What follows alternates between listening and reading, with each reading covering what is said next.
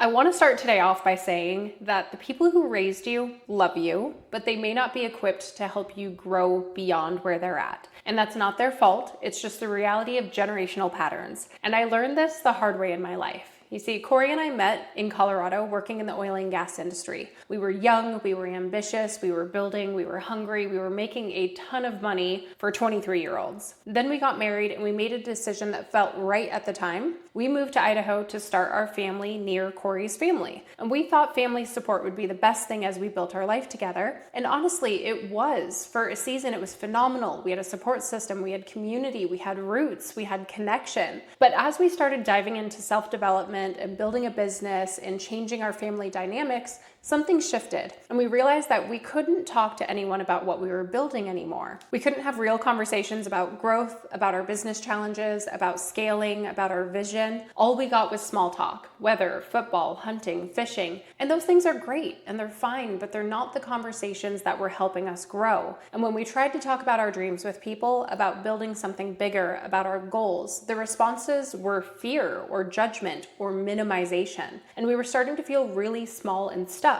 until we started connecting with people who were having bigger visions. We started connecting with coaching companies and self-development communities, and we started getting around bigger thinkers and people who were building things that we'd never imagined. And that's when it hit us that our mindset was so limited and we didn't even know it, because until you're around people who are building bigger, you can't envision what bigger means for yourself. We realized that the people we were spending time with were people we loved, people we grew with, but they were not helping us build our dreams any bigger or change our life drastically. So we made the decision that we were going to wipe the slate clean and move to Arizona. So let me tell you what happened next. Corey's family kind of lost it. We were called selfish. We were told we were chasing money, that our mindset was wrong, that we were making poor decisions, that we weren't considering other people. We got a lot of hate. We got a lot of rejection. We got a lot of questioning. And we got people we loved telling us that we were making a mistake and we were wrong.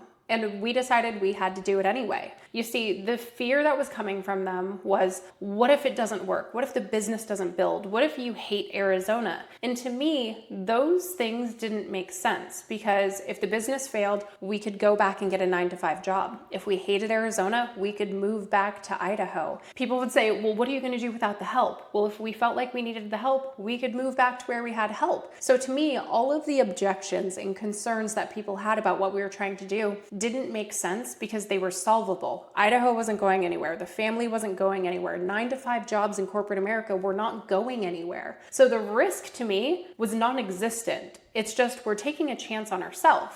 We did it anyway. So I'm going to tell you today why that decision was one of the best decisions we ever made. And more importantly, I'm going to tell you how to navigate your own toxic family patterns, whether you stay geographically close or create distance. Because the truth is, you cannot build a big life around people with small mindsets. And sometimes the people with the smallest mindsets are the ones who raised you and the ones who influence you the most. So let's dive into it. When we tried to grow, we ran into some consistent messages from our family, and I want to name them because if you're hearing these, you need to know that these beliefs are lies. And the first broken belief that we see often is that ambition is selfish. So when we started building a business, when we talked about scaling, when we expressed the desire to want more, we were told we were selfish. You have a good job, you have a good family, you have a beautiful house. Why do you need more? Why can't you just be happy with what you have? Was the mindset that was being thrown at us. Now, the implication here is that wanting to grow is putting yourself above your family. But the truth is,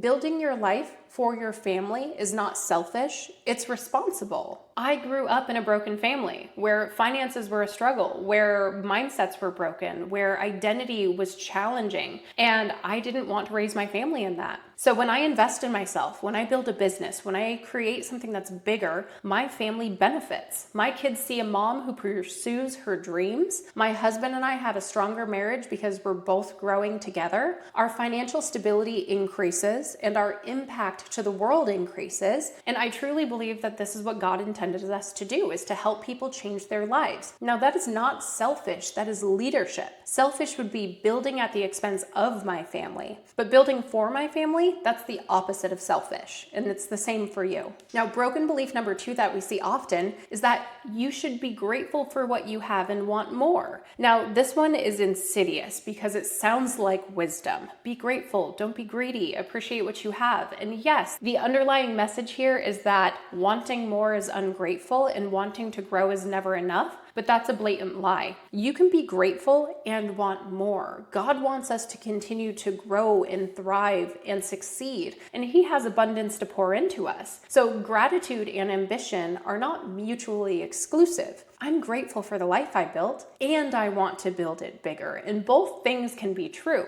So when people who say, just be happy with what you have, those are usually the people who have stopped growing. And when someone stops growing, they can't comprehend why you wouldn't. I remember a specific conversation where somebody asked me, what's your goal with your business? And I said, I'd like to make $1 million this year. And this is the first year I had started my business. And their response was, why? And I was so confused. Why wouldn't anybody want to make $1 million in their business? Why wouldn't anybody want to be wildly financially successful? The fact that the default is not, how are you going to do that? What does that look like? What does that mean? How do you scale a team like that? How do you accomplish that? Those are the questions that I want to be asked. I don't want to be asked, why do you want to win and succeed? So that conversation alone told me I was in the wrong rooms with the wrong people. Now, the next broken belief that we see often is change is dangerous. And this might be the most damaging belief of all. When we decided to move to Arizona, we decided to change our entire life. And the fear we heard was palpable. Change is risky. Starting a business is risky. Financially, or how are you going to do it? You need to stay where it's safe. Don't rock the boat. Don't go. What if you hate it? And I understand where this comes from. Change is uncertain, and change can feel scary. And human nature tells us to stay where it's safe. But you know what's more dangerous? Staying small, staying stuck, staying in patterns that don't serve you. Change is the only way we grow. And if the people around you are telling you that change is dangerous, they're telling you that growth is dangerous, and they're wrong. Change is the only way that we develop, we get better, we build bigger, we get stronger. And change is something that we should all be chasing if we have a growth mindset. But for those who have a fixed mindset and want to play small and want to feel safe, then yeah, change is going to feel dangerous for them. Now, broken belief number 4 that we run into a lot is that a 9-to-5 job is enough and you should just be happy. And this is the ultimate limiting belief. And it came from society. It came from historical measures that have told us that we should just punch a clock, 9 to 5, not be entrepreneurs, not take any risk,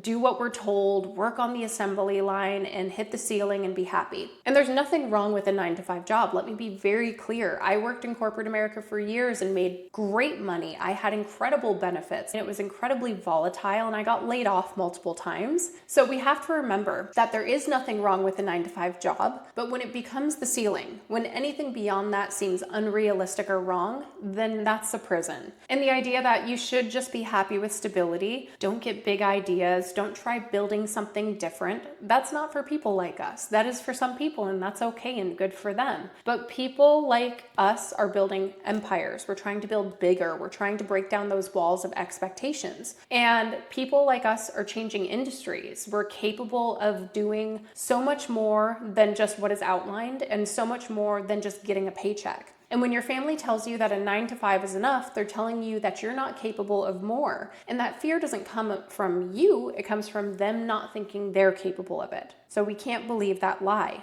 A broken belief number 5 is that you're better off than most, so just be happy. And this one kept us stuck for a long time. We had a good life, we had a good family, we had stability, we had extra, but that didn't mean we shouldn't want more. And we had a beautiful life, we had blessings, we were happy, but good is not the same as your potential. And when you compare yourself to people who have less, that's not a reason to stop growing. It's not enough to say, well, I have a bigger house than most of my friends. I make more money than most of my friends. What I have and what I want has nothing to do with anybody else. And I'm not comparing myself to those people because had I compared myself to my friend group in Idaho, then we were doing great and we had a lot and we had extra and all of these things, but that's not the life I want. I want to have friends who make 5, 10, 20 times as much as I do. So I know what's possible. I want friends who say big, scary numbers around their business goals so that I know that maybe I'm playing too small. I want to see people who are running teams of 100 so that the 9 people I'm managing here doesn't feel so big and scary. I want friends who take 6 months of the year to go travel with their family so that the couple months I take don't feel that big. And it shows me that I have room to grow with my dreams and and goals. I want people who have $5 million houses. So I don't cap myself thinking $1.2 million house was enough. I want people who drive $1 million cars to be friends with so that I don't think, oh, it's unreasonable to drive a $100,000 car. I want friends whose goals and lives are so big and so blessed that nothing I ever dream of feels out of reach or unreasonable. And when you start getting yourself around those people, you realize how small you're playing. But until you get yourself into those rooms, it's very hard to envision more and bigger if everybody around you has less or the same. So we have to remember that good is not the same as our potential, and comparing ourselves to people who have less is not a reason to stop growing. I can be grateful for what I have and committed to getting more and becoming more and growing more and building more. And that's okay. So let's talk about how these beliefs showed up in our life. When we moved to Arizona and started building, we had to confront a lot of beliefs head on that we dealt with. And the hardest one was drinking culture. In Idaho, drinking was the default. It's how people socialized. It's how they relaxed. It's how they connected. And we realized it wasn't serving us. So we had stopped drinking or started dwindling off our drinking long before we left Idaho. And when we moved here, we don't have booze in our house. We don't drink at home. We don't drink on date nights. We might have a cocktail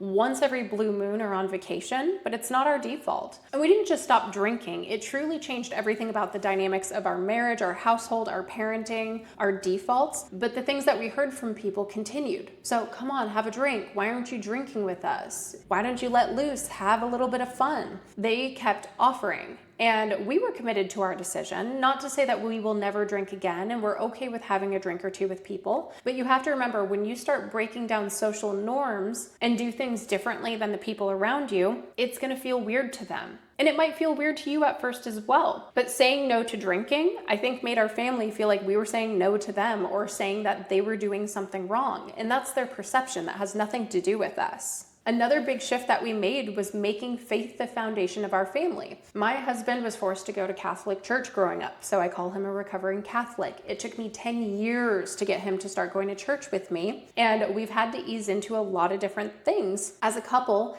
in order to really build our family up properly. So we started praying over our kids every night after we had them. We started going to church consistently. We started surrounding ourselves with families that share our values. And that sometimes was met with resistance too, because we were no longer just living a different life. We were choosing a different life based on different values. So here's what I realized. I couldn't build the family I wanted with people whose values didn't align with mine. And that was a choice I made, and that's okay. People can call that judgmental, but I want my kids and my family in rooms that are upholding the same morals and beliefs that we have. Not because I think anybody else is necessarily wrong, but I know what I stand for, and it's not judgmental, it's protection. And I want my kids and my family and my marriage surrounded by people who lift us up, who expand our faith, and who walk the same paths we're walking. That's not judgment, that's protection. And that's my duty as a mother and as a wife and as a person to protect what I think is right in my world. But here's what nobody tells you, is sometimes the hardest boundaries you're gonna have to set are with the people who raised you. Because there's guilt, there's shame, there's voices that say you owe them loyalty because they're your parents, your siblings, your family, you owe them acceptance. You owe them not changing and making them uncomfortable, but you don't owe them anything. You're an adult, your responsibility is to your family, your spouse, your children, not your family of origin's comfort. And that's a hard line to draw. When our family called us selfish for moving to Arizona, there was a moment where I believed them and I started to question, are we making the wrong decision? There was a moment where I thought, maybe I am being selfish. Maybe we should stay. Maybe I'm not considering the bigger picture. Maybe I should just be grateful. Maybe I could build here and I'm just not considering it. Maybe I'm being closed-minded. But then I looked at my marriage, I looked at my kids, and then I asked myself, is staying small the gift I want to give my family? Is modeling complacency the legacy I want to leave? Is teaching them that other people's comfort matters more than my growth the value system I want to instill? And the answer was no. So I set the boundary, and it was hard, and there were moments of grief and struggle and uncertainty, but it was necessary. And I will tell you that this move to Arizona is the best thing that me and my family could have done for ourselves. We are so thankful for the change we made, the friends we've made, the relationships we've built, the way our faith has grown, our self-development, the way our business has grown, the peace we've created, the habits we've instilled. It is truly the best thing we could have ever done for ourselves. And let me be clear, setting boundaries with family doesn't mean cutting them off necessarily. necessarily. For some families, it is. And for a while, I had to cut my mom off because she was toxic and she was struggling with alcoholism and drug addiction, and she was dragging my family down. And I had to put up those walls and cut her off for a period of time entirely. But sometimes when you're setting boundaries with family, it's going to look like limited contact. So we don't see our family every week anymore. We don't even necessarily see them for holidays. We FaceTime, we stay connected, we fly them out to visit, we go back and visit, but we don't immerse ourselves in the environment and in the family expectations that we did when we lived there. The next thing is guarded conversations. So we don't have to go deep with our business, our money, and our goals with our family. What I found is when we were first building our business, they never asked, they never dug into it. They didn't care, and if they cared, they didn't even make an effort to try and have those conversations with us. So I decided, rather than being upset that they didn't express any concern or questioning or desire to learn about what we were doing or building or growing, I wasn't going to let that conversation be something I even wanted to have with them. So we protect our vision from the people who want to diminish it, and we have those conversations with the right kind of people who are going to build it up. And we acknowledge that we have different values but the same love. So we love our family, but we don't let their values dictate ours. And we can coexist without having to agree on everything and having to be exactly on the same page. And that was in an effort to protect our kids. Like, our children don't spend time in environments that we don't approve of. We are intentional about who gets to influence our kids, and that's one of the big decision-making factors. And the fact that we pulled them out of school at the end of the school year, they're done going to school. We are going to homeschool them. And that's because we don't want the wrong people influencing our kids. And when they were in charter schools, we didn't get to dictate who they were spending time with, who was teaching them, what values and morals and ideas and thoughts were being placed in their heads. And we're not willing to take that risk. We would rather take the stress and time and energy that it's going to take to homeschool our kids than we would risk putting them in the wrong environment and leading them down the wrong path because we weren't as involved as we should have been. And this isn't cold. This is just choosing what's right for our family, and you have to choose what's right for yours. But there's no explanation needed.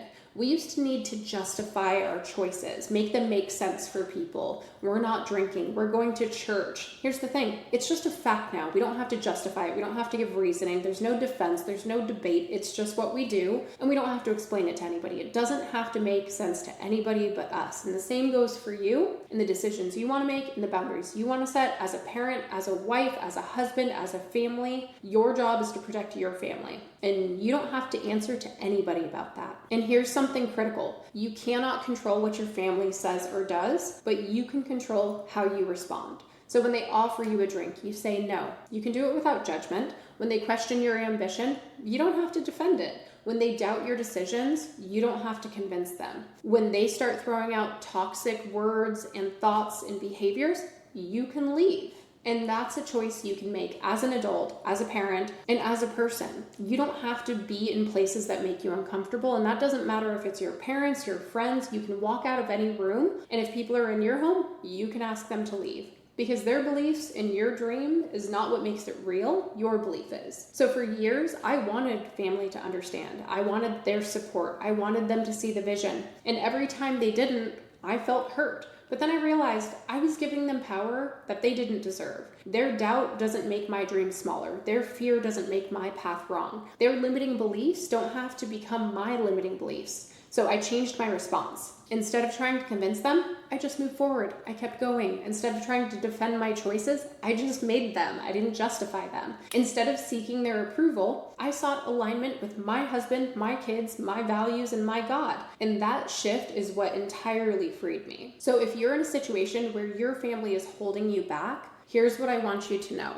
First off, you need to get around the right people. You cannot see the bigger picture than the people you spend time with. If everyone around you is playing small, you will play small by default. But if you get around people who are building, dreaming, growing, then suddenly your vision expands. And for us, it was connecting with coaching companies and self-development communities. It was getting around people who had already achieved what we wanted to achieve. And that's not elitist, it's strategic.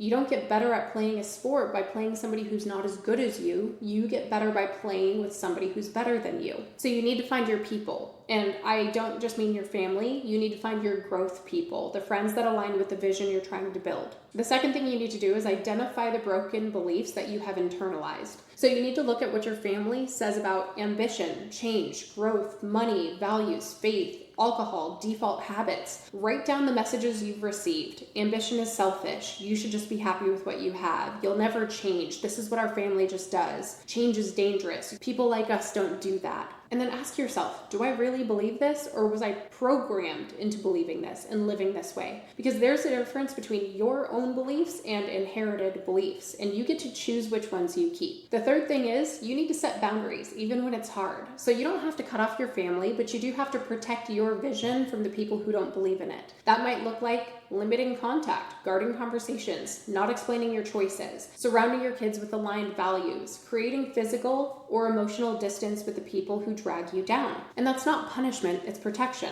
The fourth thing you need to learn how to do is not turning to old coping mechanisms. When family pressure gets hard, the temptation will always be there to go back to what's familiar. And for us, it could be drinking, it could be overeating, it could be getting emotional, it could be default thought patterns. It might be food, shopping, negative self-talk, isolation, fighting with our family. Don't do it, because going back to old patterns is not going to solve the problem. It's just going to distract you from it temporarily. Instead, when the pressure comes, you need to lean into your new values, lean into your new community, lean into your faith, lean into your vision, and hold strong. The fifth thing is you have to remember that their approval is not your responsibility, and this is the hardest one. You want your family to understand. You want them to be proud. You want them to support you. But if they can't, it's not a reflection of your dream, it's a reflection of their limitations. You can love them and build anyway. You can respect them and move forward anyway. You can be grateful for what they gave you and become something different anyway. Because here's what you have to understand. The boundary you set with your family is the inheritance that you give your children. When my kids see me pursue my dreams, they learn that their dreams matter. When they see me prioritize my marriage, they learn what real partnership should look like. When they see me choose growth over comfort, they learn that growth is possible. When they see me set boundaries with people I love, they learn that self-respect is a non-negotiable. When they see me prioritize my health, they learn that their health is something they should prioritize too. When they see me building something bigger, they learn that they are capable of it as well. So I am not abandoning my family by building a bigger life. I am modeling what a bigger life can look like. And that is the greatest gift I can give to my family. So at the end of the day, I want you to realize you have permission. If you're sitting with this and thinking, that's me, my family's holding me back, my community is small, the people around me don't believe in my dream, then I'm telling you right now, you have permission to create distance. You have permission to move to a different state, different city. You have permission to change your friend groups. You have permission to stop explaining your choices. You have permission to set boundaries, to build something bigger than what your family envisions. You have permission to outgrow the people who raised you or the people you were raised with. You have permission to do all of this without guilt, because your life is yours. Your dream is yours. Your responsibility is your vision and your family, not other people's comfort. That's not your responsibility. Corey and I made the decision to wipe the slate clean and uproot our family and move to Arizona. And every day I thank God for it. I am so grateful for it. And it's not because Idaho was bad, and it's not because our family was bad, but it's because we chose growth over comfort. We chose alignment over obligation. We chose to build a life we were capable of, not the one we were expected to live that felt comfortable. And that choice changed everything for us. So if you're at a crossroads in your life and you're feeling the pressure to stay small, if you're hearing the messages that your ambition is selfish or your dreams are unrealistic, don't listen to them. Listen to the voice inside of you that knows you're capable of more. Listen to the people who believe in your vision. Listen to the part of you that wants something bigger, and believe that God's going to bless you with it when you take a chance on yourself. Then go do the hard things, because it will be hard. But set the boundaries, make the moves, change your circle, build the dream. Because the people who love you will love you anyway, and the people who won't weren't supposed to be on this journey with you.